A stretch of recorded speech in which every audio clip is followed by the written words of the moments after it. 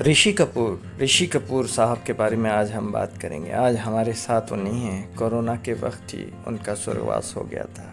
Rishi Kapoor Bobby film के लिए बहुत ही मशहूर एक्टर के तौर पर जाने जाते हैं, क्योंकि बॉबी पिक्चर हिट होने की वजह से वो एक बहुत बड़े कामयाब एक्टर बन गए थे। लेकिन उसके बाद एक के बाद एक फिल्में देते रहे।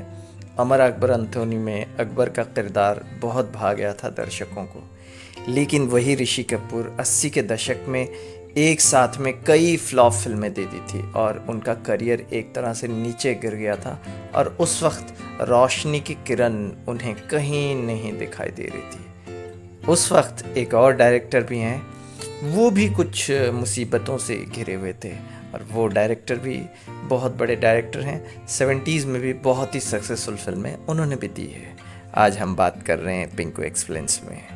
दीवार, मशाल, त्रिशूल और ऐसी सिलसिला जैसी रोमांटिक फिल्म सुपरहिट करवाने के बाद 80 के दशक में जैसे ही पहुंचते हैं, उसके अंत तक मशहूर बॉलीवुड प्रोड्यूसर डायरेक्टर यश चोपड़ा का करियर ग्राफ गिरता नज़र आ रहा था। बहुत बुरे दौर से गुजर रहे थे। वक्त इतना बुरा भी आ गया था कि उनको अपना स्टूडियो यश राज स्टूडियो जो अंधेरी मुंबई में है, उसको बेच के टी सीरीज़ के साथ शॉर्ट फिल्म बनाने के बारे में वो सोचने लग गए थे।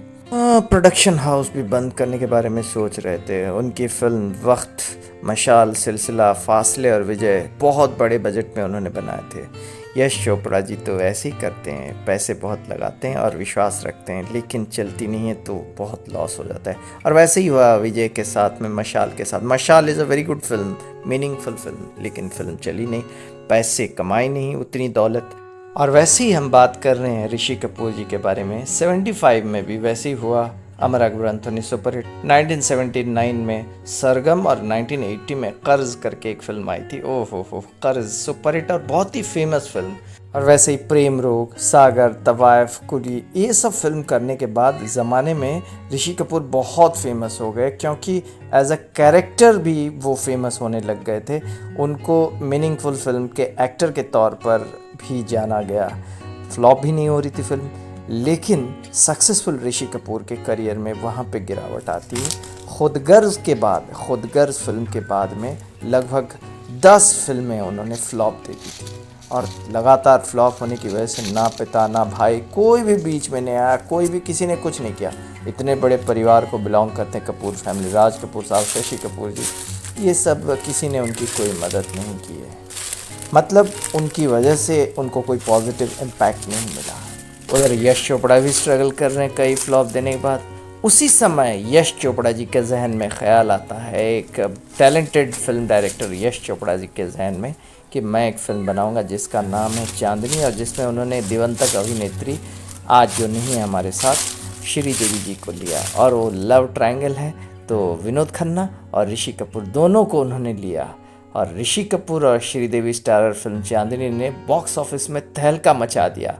और उसके बाद ऋषि कपूर जी के करियर में फिर से 4 चांद लग गए। जो गिरावट, जो बुखार चढ़ गया था, वो बुखार फिर उतर गया और फिर से हरे भरे हो गए, तंदुरुस्त हो गए करियर वाइज ऋषि कपूर साहब। इस लव ट्रायंगल फिल्म की वजह से ऋषि कपूर, श्रीदेवी और विनोद खन्ना साहब तीनों को बहुत सफलता मिली और बहुत फ़ायदा भी मिला। मार्केट वैल्यू बढ़ गया। विनोद खन्ना की एक्टिंग को भी खूब पसंद किया गया। ये सब यश चोपड़ा जी जो टैलेंटेड डायरेक्टर हैं, उनके जहन का ये नतीजा है। उनका आइडिया था और उनकी सोच, उन्होंने ऐसी फिल्म बनाई कि सबको फ़ायदा मिल गया। और यश चोपड़ा जी को भी लोगों ने कहना शुरू कर दिया कि ये एक रोमांटिक डायरेक्टर हैं।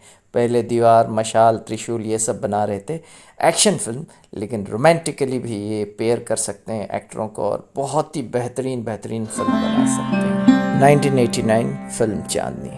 आप जुड़े रहिए हमारे चैनल के साथ।